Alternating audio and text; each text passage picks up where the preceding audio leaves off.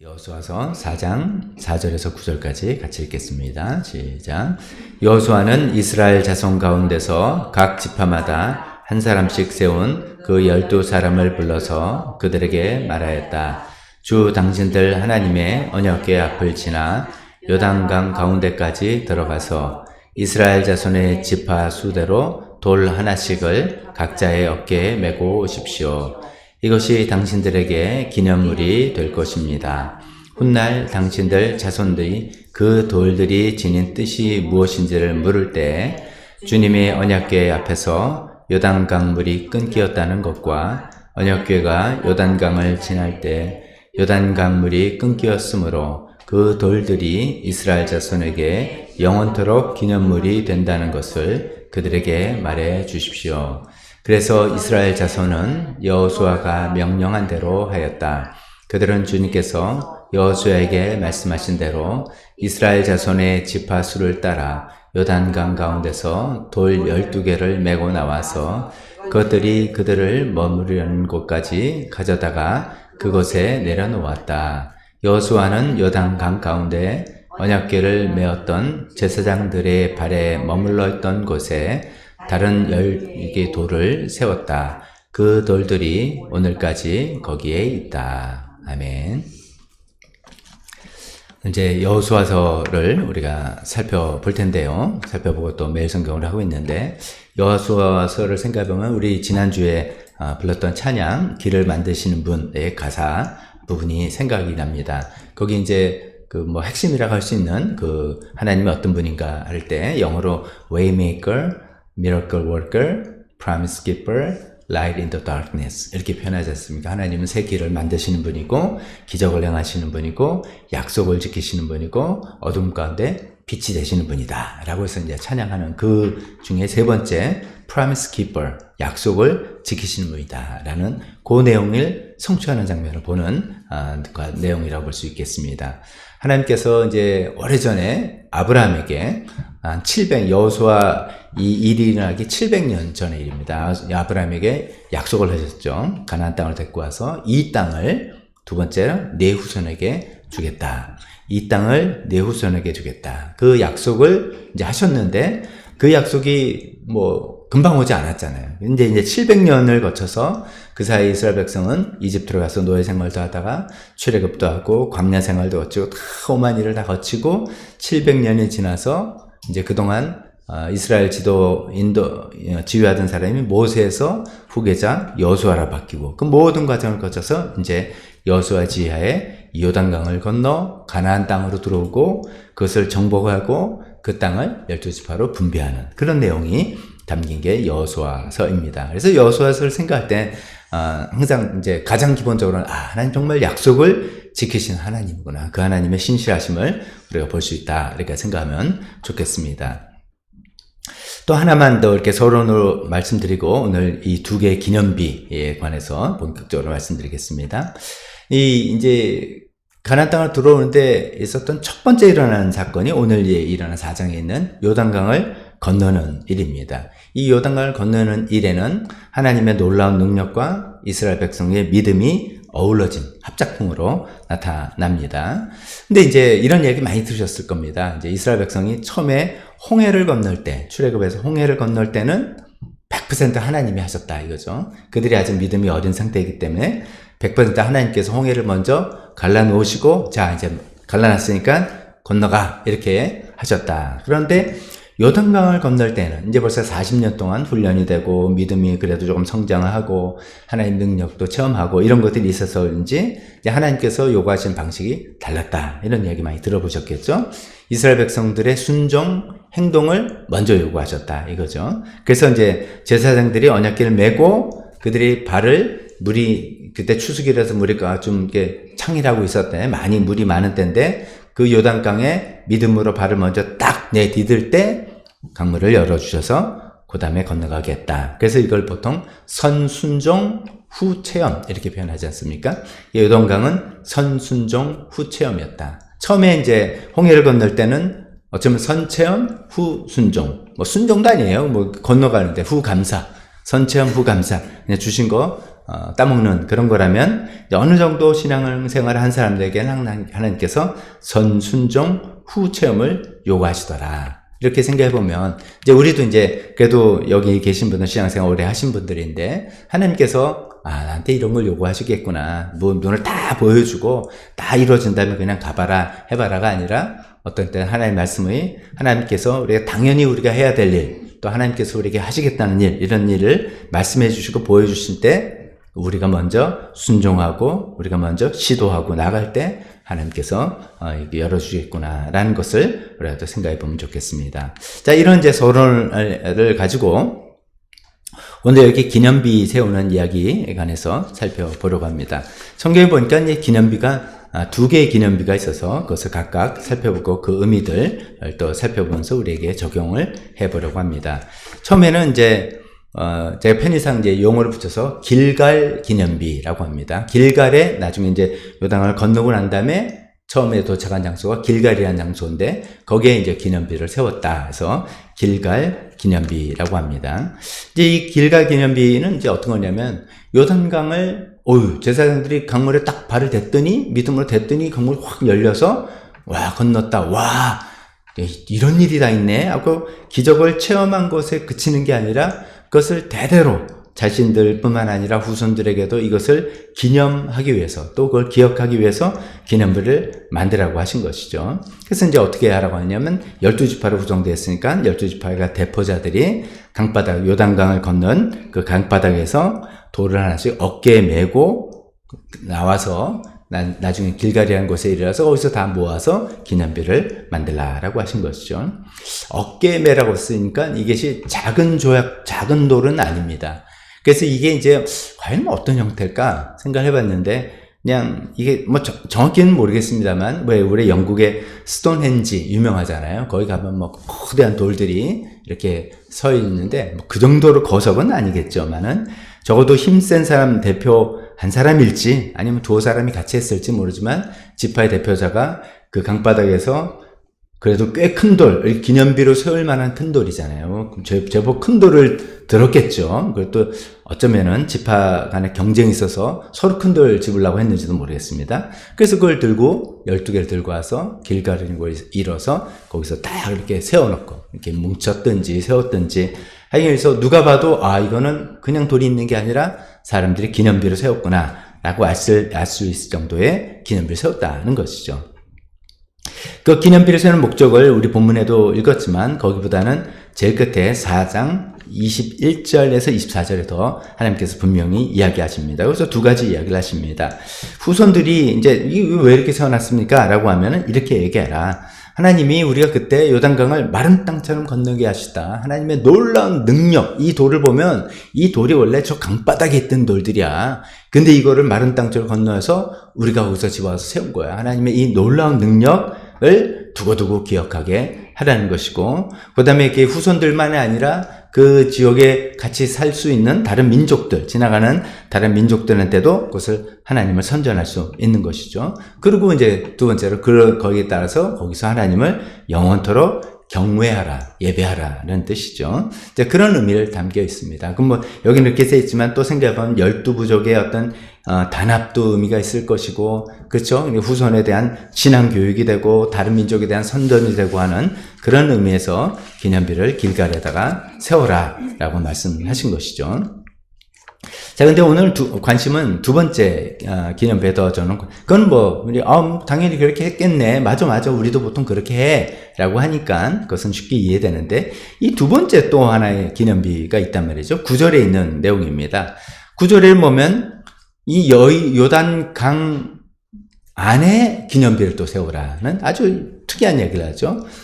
이제 여호수아가 요단강 가운데 언약궤를 메었던 제사장들이 발이 머물렀던 곳에, 거기가 어디냐면 지금은 마른 땅처럼 되어 있는 요단강 강바닥 한가운데라는 것이죠. 거기에 다른 12돌을 세웠다. 그 다음에 이제 그들이 건너고 난 다음에 강물이 다시 흐른 다음에는 그 안 보이는 강 밑에 잠겨있는 수중 기념비라고 표현할 수 있는 언더워터 메모리얼 이렇게 표현할 수 있는 그런 것이죠. 자, 이게 이제 앞에 말씀드린 길갈 기념비하고 이제 차이를 먼저 잠깐 분석해 보면, 기념비를 세우는 주체가 다릅니다. 실질적으로 하는 사람이 다릅니다. 길갈 기념비는 12지파의 대표자들이 했단 말이죠. 그들이 돌을 골라서 어깨 메고 나와서 세웠다. 그 주체가 12지파, 12지파의 단합 이런 것들을 의미하는데 이 두 번째 수중 기념비라고 하는 거는 누가 했는가? 우리말 구절에 보면 주어가 누가 되어 있습니까? 여호수아는 여호수아가 했다는 거죠. 지파 대표들이 한 게 아니라 여호수아가 했다. 이게 이제 차이가 있는 겁니다. 그리고 이 기념비를 세운 위치도 다르죠. 첫 번째는 뭐 길갈에 가서 세웠으니까 길갈 기념비 이렇게 하는데 이것은 그들이 걷는 그 요단강 바닥에 그래서 그걸 수중 나중에 덮이니까 수중 기념비라고 제가 표현을 했던 것이죠. 그것도 그냥 요단강 아무데나가 아니라 언약궤를 메었던 제사장들의 발이 머물렀던 바로 그곳에 돌 12개를 세워서 이제 기념비를 삼았다, 기념을 삼았다는 것입니다. 자, 그런데 이제 몇 가지 질문들은 있어요.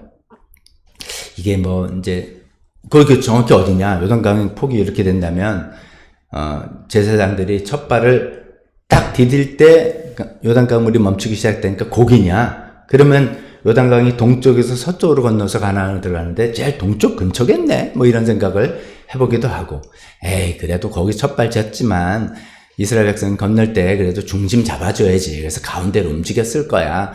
뭐 이랬는지 그건 잘 몰라요. 그리고 길갈에 세웠던 기념비는 어깨에 메었다고 돼 있으니까 제법 큰 돌이었다는 거죠. 그리고 기념비로 이렇게 딱 보이게 세우려면 조그만 돌 세웠겠습니까? 제법 큰 돌 했을 텐데 그러면 이 수중 기념비 사이즈는 뭘까? 그것도 큰 걸까? 그래서 강 위에 삐쭉 나오는 건가? 그런 건 아닌 것 같기도 한데 그 사이즈는 잘 모르겠어요. 그래서 이제 여러 가지 이제 우리가 불분명하게 안 건 있는데 그거보다 더 중요한 질문은 이거죠. 길갈에 세우는 건 너무나 당연히 이해가 돼요. 보이게. 기념비는 건 보이는 거잖아요. 보이는 그 기념 돌을 보고 어떤 하나님을 기억하고 하나님 능력을 찬양하는 건데 왜 보이지도 않을 강물 속에 기념비를 세웠을까 이거죠. 보이지도 않은 강물 속에. 이 수중 기념비 하면 우리나라 역사에 뭐 좀 비슷한 거 뭐 하나 있죠. 저기 또 신라 문무대왕의 수중릉, 그죠? 저 간포바다 이렇게 가면 동해바다 쪽 가면 저쪽에 수중릉이 왕릉을 이렇게 신라 왕릉 멋지게 세우는 게 일반 관례인데 문무대왕은 왜구 동쪽에서는 왜구를 내가 막겠다라는 그런 세에서 나를 걷다 묻어달라. 그 어떤 묻었겠어요? 아마 화장을 해서 불교 문화권이 그러니까 화장을 해서 유골을 갖다 뿌렸든지 유골함을 갖다 모셨는데 그건 뭐 가보면 없죠 지금은. 근데 그래도 그거는 바위가 보이잖아요. 근데 얘는 이거는 안 보이는 거예요. 요단강에 들어가면 안 보이는. 참 신기하다. 보이지도 않을 텐데 왜 기념비를 세운다고 할까? 세웠을까? 자, 그래서 이제 이게 좀 쉽게 이해가 안 돼서 전 이제 제가 설교나 이거 할 때 많은 이제 해석들을 참고하고 연구도 저 나름대로 하지 않겠습니까? 보면은 이거는 그냥 길갈 기념비를 좀 이게 그건데 이게 좀 히브리 어법이나 이렇게 때문에 괜히 좀 이상하게 번역이 된 거다 이렇게 되는 주장도 있습니다. 꽤 많습니다. 근데 이제 그래서 4장 9절이 이렇게 분명히 돼 있으니까 우리 있는 대로 받으면서 여기서 눈에 보이지 않는 물속에 기념비를 세운 그 의미를 한번 생각해 봤으면 좋겠습니다. 그래서 이제 그 다음에는 이 수중 기념비의 의미를 한번 생각해 보겠습니다. 이 요단강을 건너는 일이 700년 전에 아브라함에게 하신 약속을 이루시는 그 모든 일련의 사건의 가장 첫 번째 사건이라고 말씀드렸잖아요. 그럼 이제 가나안 땅은 보통 뭡니까? 약속의 땅, 하나님께서 약속하신 땅, 거룩한 땅, 뭐 이렇게 이제 생각하고 광야 생활을 거쳐서 약속의 땅으로 들어가는데 첫 번째 그 과정이 요단강을 건너는 거다. 이렇게 이해하면 됩니다. 근데 이게 우리는 이제 글로 읽으니까 그냥 갔나 보다. 광야 이렇게 생활하다가 그러니까 가나안 땅으로 쑥 들어갔나 보다라고 생각하는데 그게 아니죠. 요단강을 건너야 된다. 이게 분명히 있는 것이죠. 이 요단강을 건넌다는 것은 이제 여러 가지 의미가 있는데 이런 게 있어요. 첫 번째, 요단강을 건넌다는 것은 광야 생활을 청산한다는 뜻이다 하는 거예요. 광야 생활을 청산한다는데 이 광야 생활의 의미는 거기서 우리가 이제 민수기, 신명기 이런 데서 쭉 나온 것처럼 여러 가지 죄와 불순종이 많았던 그런 곳입니다. 거기서 하나님을 의심하고 믿지 못하고 엉뚱한 일을 하고 막 그랬던 일들이 많이 벌어졌던 그 광야 생활을 청산하고 하나님께서 약속해 주신 땅으로 들어간다는 그런 의미인 거예요. 그냥 여기서 여기로 갔다 하는 게 아니라는 것이죠. 또 요단강을 걷는다는 것은 이제 이스라엘 백성들이 이제 숫자는 좀 제법 많아졌는데 자기 영토가 없어요. 그래서 늘 여기 떠다니고 또 떠돌아다니는 그런 사람들인데 더 이상 우리는 떠돌아다니는 민족이 아니라 하나님 주신 땅에서 정착하면서 사는 사람들로 민족이 됐다라는 또 굉장히 놀라운 변화를 의미하는 것입니다. 더 중요한 것은 단지 정착민이 됐다는 것이 아니라 하나님이 약속하신 거룩한 땅에서 하나님의 백성으로 살아가게 된다. 그런 뜻이에요. 물론 광야 생활 때도 하나님 백성이라고 우리가 다 할 수 있지만 이제 정말 하나님께서 약속해 주셨던 그 거룩한 땅에서 당당하게 정말로 하나님의 백성으로 살아가게 되는, 더 이상 광야 헤매고 다니는 그런 유랑객들 아니라는 거죠. 거기서 뭔가 실수할 하고 그것이 아니라는 그런 의미가 되는 거죠. 굉장히 중요한 상징을 갖고 있는 것이죠. 이것을 이제 우리가 영적으로 신앙적으로 생각해 보면 이런 것이죠. 지난날의 죄를 회개하고 새로운 삶을 살아간다 라는 그런 의미가 되는 것이죠. 그래서 지난날의 삶을 회개하고 새로운 삶을 살아간다, 그런 마음을 표현하기 위해서 우리가 하는, 교회에서 하는 의식이 뭡니까? 침례잖아요. 침례. 옛사람이 죽고 새 사람으로 이제 살아가게 됐습니다. 광야 생활을 청산하고 거룩한 하나님의 약속하신 땅에서 하나님의 백성으로 살아가겠습니다라는 완전히 놀라운 변화된 삶을 마치 우리가 개인적으로는 침례받는 것으로 표현하는 것처럼 바로 그런 의미로 요단강을 지금 건너게 되는 것이다라는 것입니다. 게다가 이제 요단강을 건너는 이 지점이 지형상 또 우리가 이제 글로 볼 때는 좀 한뜻 눈에 들어오지 않는 이런 것들이 있습니다. 요단강이 이제 우리 잘 아시다시피 갈릴리 호수에서 쭉 남쪽으로 내려와서 사해바다로 흐른다 이렇게 알고 계시잖아요. 이 사해바다는 해발 마이너스 430m, 지구상에서 가장 낮은 곳으로 알려진 곳입니다. 그러니까 갈릴리 저쪽은 좀 그래도 높은 지역이에요. 그래서 또 높은 지역에서 이렇게 내려오면서 점점 해발이 내려가는 그런 곳이고요. 북에서 남으는 그런 곳이고요. 동쪽에서 서로 건널 때 동쪽도 제법 그냥 낮은 곳이 아니에요. 높은 곳이에요. 높은 곳에서 요단강을 건너기 위해서는 낮게 내려가서 요단강을 건너고 난 다음에 다시 높게 올라가서 이렇게 길갈, 여리고, 예루살렘 이렇게 높이 올라가는 그런 지형이라는 거죠. 이 말씀은 뭐냐면은 이제 요단강을 건너갈 때 우리는 생각하기에, 저도 그랬습니다. 생각할 때 우리 한강 건너듯이, 한강다리 그냥 평지잖아요. 쭉 평평한 데서 강이 있구나, 건너자. 어디를 하고 이제 하세요. 이런 거 생각하는데 그 정도가 아니라는 거죠. 저 높은 곳에서 아주 낮은 곳으로 내려와서 강을 건너는 완전히 변화된 삶을 내가 결심하는 그런 행동을 하고 다시 높은 곳으로 올라가는 그런 지형이라는 것이죠. 그렇기 때문에 아까 침례라는 의미, 영적으로 완전히 새로운 삶을 살아간다는 의미가 더 두드러지게 드러나는 것 같아요. 낮은 곳으로 내려가기 위해서 자기를 부인하고, 자기 이제 지난 광야 생활에서 모든 것을 내려놓고 낮고 낮은 자리로 내려와서 강을 건너고 높은, 거룩하고 아름다운 높은 삶, 하나님의 백성으로서의 삶을 살기 위해서 다시 올라가는 그런 지형이라는 것이죠. 그래서 더욱더 이 지형을 생각할 때도 우리가 현재 생각하는 침례의 의미하고 비슷하지 않는가 말씀드려 봅니다. 또 하나는 또 이런 것도 있습니다. 이 강을 건넌 시점, 때가 언제냐? 성지 순례 갔다 오신 분들은 우리 옛날에 갔다 왔을 때도 봤죠. 요단강 보고 실망합니다. 이게 무슨 요단강이야? 이거 실개천이네. 이렇게 생각합니다. 지금은 저 상류에서 댐으로 막아가지고 다 물 쓰고요. 그거 농사할 때 다 쓰고 해서 지금은 쩔쩔쩔 흐르는 실개천처럼 되어 있어요, 사실. 근데 이제 옛날에는 안 그랬다는 거죠. 지금 보면서 옛날 생각하면 실망하는데 그게 아니고, 더군다나 지금 여기 이제 성경에 3장 15절에 보면 요단강을 건넌 시점이 물이 많은 추수기라고 되어 있습니다. 추수기 때 이제 물이 많으니까, 우리하고는 또 이제 완전히 그 기후가 다릅니다. 근데 이제 추수기 때 물이 많은 것이고 그래서 이제 진짜 그는 강이 어떻게 되지 않으면 건너기 힘든 그런 것이죠. 그 다음에 그것이 추수기다라는 것인데, 성경에서 계속해서 추수기는 심판을 상징하죠. 타작마당. 그렇잖아요. 추수는 마감을 하고 반드시 옳고 그름을 가리는 심판을 상징하는 그런 기간이에요.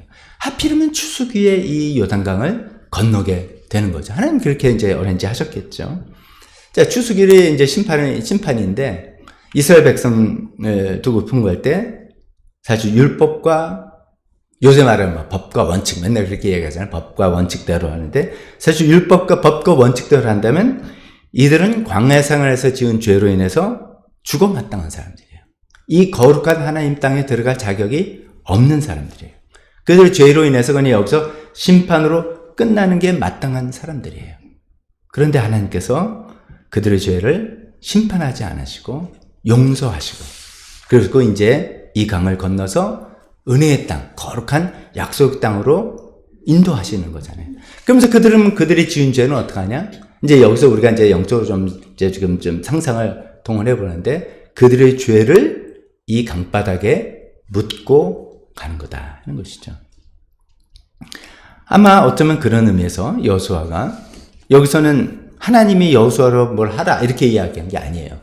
길갈에 기념비 세운 건 하나님의 명령이었어요. 하나님이 이렇게 해라 해서 이렇게 했습니다. 근데 이제 이 수중 기념비는 어쩌면 하나님 감독 주셨겠죠. 그런데 이제 주체가 여호수아가 그런 의미를 생각하면서 강바닥에서 자기가 직접 했는지 아니면 수아의 부하를 시켰는지 모르지만 돌 12개를 골라서, 하필이면 언약궤를 맨 제사장들의 발에 있던 바로 그곳에 세웠다는 거죠. 그건 뭐냐면, 여기 밟아서 물이 싹됐어. 그런 의미도 분명히 있지만, 이 언약궤가 뭐냐는 거죠. 언약궤 안에는 하나님 십계명 말씀이 있고, 그 위에 뚜껑이 있는 거잖아요. 그 뚜껑을 속죄소라고 하죠. 하나님의 그 스랍이 딱 형상되어 있는. 그 뭐냐면, 이 안에 있는 십계명 말씀에 의하면은 다 우리가 죄인이라서 죽어 마땅한데, 하나님이 은혜로 그것을 덮어준다, 속죄해준다 라는 의미가 담겨있는 게 언약궤잖아요.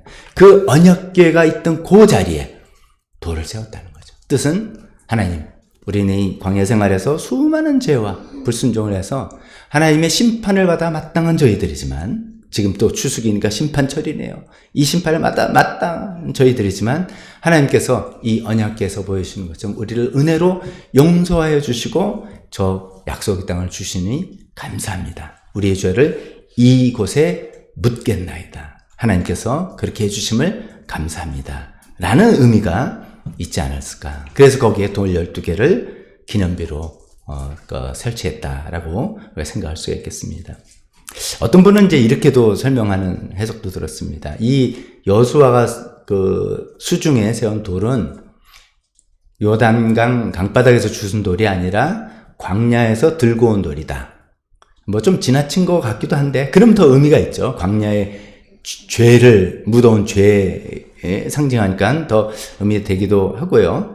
근데 4장 9절에 보면 여호수아가 이 12돌을 어디서 주웠다 이런 표현이 또 없어요. 불분명해요. 길갈의 기념비는 분명히 강바닥에서 이렇게 표현되어 있는 데 비해서, 그래서 그렇게 또 그냥 상상의 날개를 한번 펼쳐보는 겁니다. 그러면서 이제 그런 의미를 쭉 생각해 보는 겁니다.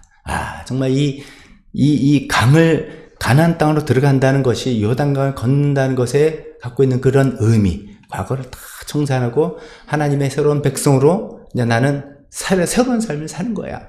그런데 그 과정에서 강을 건너야 되고, 그 강은 하필이면 높은 데서 낮은 데로 내려오고 다시 높은 데로 올라가는 그런 지형의 강을 건너서, 그러니까 낮고 낮은 자리로 내려가야지만 건널 수 있는 그런 강을 건너서 자기를 부인하고 회개를 하고, 그래서 마치 침례를 받는 듯하게 강을 건너고, 마침 또 추수기가 돼서 심판철인데 하나님께서 우리를 심판하지 않으시고 용서해 주셔서 그 길을 열어주신다는, 그래서 우리 죄는 어떻게 하냐? 이 강바닥에 묻어버리고 그 언약궤가 그 자리에 꽉 눌러서 용서해 주셨다는 것을 상징하는 그런 의미가 담긴 수중 기념비가 아닌가 생각합니다. 마지막으로 이 수중 기념비에 대해 생각할 때면, 이게 이제 그 다음에 이제 이들이 걷는 다음에 물이 이제 확 다시 요단강이 이제 다시 이제 흐를 거 아닙니까? 그러면 이제 안 보이겠죠. 뭐 엄청나게 큰 거 세운 게 아니라면 안 보이는 건데, 눈에 이제 보이지 않더라도, 평소에는 눈에 보이지 않더라도 그 강바닥에 분명히 있는 돌들이잖아요. 그러니까 이제 우리가 일상생활 살아갈 때, 우리가 생각해 봅니다. 우리가 일상생활 살아갈 때, 이게 뭐 맨날 내가 죽어마땅한 죄인인데 하나님 날 잘 용서해. 이거 맨날 붙들고 있기 좀 힘들잖아요. 그게 분명히 우리한테 있는 일인데, 맨날 당신은 죄인이라서 당신 죄를 용서하신 거 감사해. 내가 이런 죄인, 힘들잖아요. 그러니까 평소에 이 수중기념비는 안 보이는 게 은혜예요. 평소에는. 잘 안 보여야 돼요. 근데 분명히 있어요. 분명히 있는데 그게 잘 안 보여야지. 맨날 보이면 우리가 어떻게 살겠습니까? 그런 것이죠. 그런 의미인 것 같아요. 분명히 일어났던 일인데 평소에는 잘 안 보여. 그래서 우리가 또 하나님의 은혜로 자유롭게 살아갈 수 있게 하는 거죠. 근데 이제 가끔 보일 때가 있겠죠? 건기가 되면 수명이 낮아지고 어쩌면 드러나겠죠. 건기라는 건 어떤 혹독한 시절입니다. 우리가 고난과 시련을 겪을 때라고 볼 수도 있겠습니다. 참 힘들 때 그때 드러나는 이 12수중 기념비를 통해서 우리의 본질을 다시 한번 깨닫는 거죠. 내가 정말 이런 것 때문에 저런 거 힘들고 하나님의 시험도 되고 의심도 되고 막 괴롭고 그러는데 나의 본질은 뭔가? 그래, 이 나의 죄를 이 강바닥에 하나님께서 용서해 주시고 묻어주신, 그래서 내가 새로운 삶을 살게 된 그런 나지 라는 것을 힘들고 어려울 때 강바닥에 수위가 내려가면서 그것을 확인하면서 또 다시 은혜를 확인할 수 있는 그런 것이 아닌가 생각해 봅니다. 자, 정리해보면 이제 두 개의 기념비다. 첫 번째, 눈에 보이는 길갈의 기념비, 요단강을 마른 땅처럼 건너가게 하신 하나님의 능력을 기억하기 위해서, 자기들뿐만 아니라 후손들에게도 신앙을 전수하기 위해서. 그건 이제 나중 길갈은 예배 처소 중에 한 곳이 됐습니다. 그래서 때때로 길갈에 모여서 그 기념비 앞에서 하나님을 찬양하며 경배하지 않았겠습니까? 이 돌을 보면, 야, 이게 저 강바닥에 있는데 우리가 뭐 등등 하면서 하지 않았겠습니까? 12지파의 단합이 되고 이방 민족들에게도 하나님의 위대한 능력을 선전하는 길갈 기념비라는 것이죠. 자, 그렇다면은 이제 두 개, 이제 먼저 한번 길갈 기념비 한번 적용해 봅시다. 나의 길갈 기념비는 무엇인가 생각이죠. 이 길갈 기념비가 의미하는 것은 내가 어떤 기적을 처음 했어, 하나님께서 나한테 참 은혜를 베푸셨어, 감사해 하고 끝나는 게 아니라 그거를 늘 보면서 감사하고 찬양할 수 있는 가시적인 어떤 그런 거잖아요. 이 기념비는 가시적인 어떤 물건, 가시적인 어떤 그런 거잖아요. 어쩌면 나뿐만 아니라 자녀와 후대에게도 전수해 줄 수 있는 그런 가시적인 것, 이런 것들의 의미죠. 나의 길갈 기념비는 뭘까 생각해 보는 겁니다. 제가 이제 몇 번 말씀드렸지만 저도 이제 생각해 보니까 저의 손때가 묻은, 노트가 묻은 성경책이 만약에 저희 자녀들에게 이게 의미 있다면 이것이 저희 길갈 기념비라고 전달해 줄 수도 있을 거겠죠. 또 우리 교회에서는 거의 안 하지만 성경 필사하시는 분들이 있어요. 그래서 어떤 분들은 성경 필사해서 자녀들에게 그걸 전달해 주려고 한다 할 때 그거 보면 또 그것도 의미가 있겠죠. 그런 것도 있는데 저는 뭘까 이렇게 생각해 보다가 하여간 뭐 올해는 제가 기승전 대출 상환 뭐 이겁니다. 그래서 그런지 우리 교회 건물 이걸 거다. 이 보이는 이 건물이 우리가 이 지하층인 것 같지만 이 건물이 우리가 길갈의 기념비가 정말 될 수 있겠다 생각해 봅니다. 우리가 이제 대출 상환을 해서 많은 분들이 희생을 하고 그 과정에서 하나님께서 놀랍게 일하신 그 순결들을 우리가 매번 성도 총회 때마다 듣습니다. 그런 것들. 이런 것이 또 선순종 후체험으로 계속 연결되는 거예요.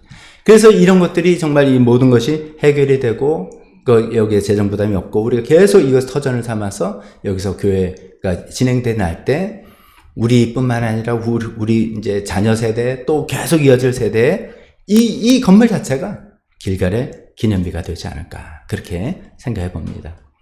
두 번째, 눈에 보이지 않는 수중 기념비 이런 거죠.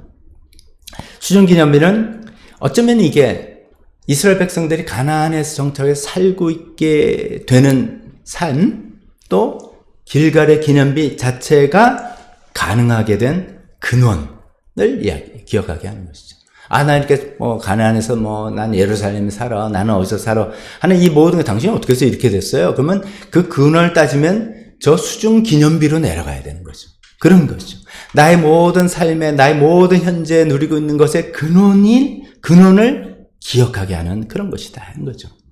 죄로 인해서 심판받아 마땅한 이스라엘 백성, 또 우리를 용서해 주시고 그에게 이스라엘 백성들의 거룩한 약속의 땅을 주시고 우리에게 새로운 삶을 주셔서 오늘 우리가 이렇게 살아갈 수 있게 하는 것.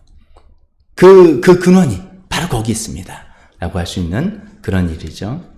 그럼 나의 수중기념비 뭔가 또 잠깐 또 한번 생각해 봅니다. 내가 하나님의 백성으로 살아가는 이 삶을 지금 어떻게 얻게 됐지? 이렇게 생각하면 그냥 교회 나왔으니까 아니라는 거죠. 우리가 분명히 건너야 할 강이 다 있었다는 거죠. 광야 생활을 청산하고 우리가 하나님이 중심이 되지 않은 그 삶을 광야 생활을 생각하면서 그거를 청산하고 나는 이 강을 건너서 하나님 백성으로 살아간 사람이라는 분명한 결단과 각오가 있었다는 것이죠. 그리고 그냥 강 건너는 거, 그냥 평지 건너는 거 아닙니까? 아니었다는 거죠. 높은 데서 계속 내려서 끊임없는 회개와 자기 부인, 낮은 곳으로 내려가서 거기서 옛 자아를 다 버리고 예수님과 함께 죽고 예수님과 함께 태어나서 물속에 들어 태어나서 다시 높은 데로 거룩하고 이 고상한 삶으로 높은 데로 올라가는 그런 삶으로서 새로운 자아로서 새로운 생명으로 살아간다. 난 그렇게 건넜다 라는 나의 간증, 나의 고백, 그런 것들이 있는 것이죠.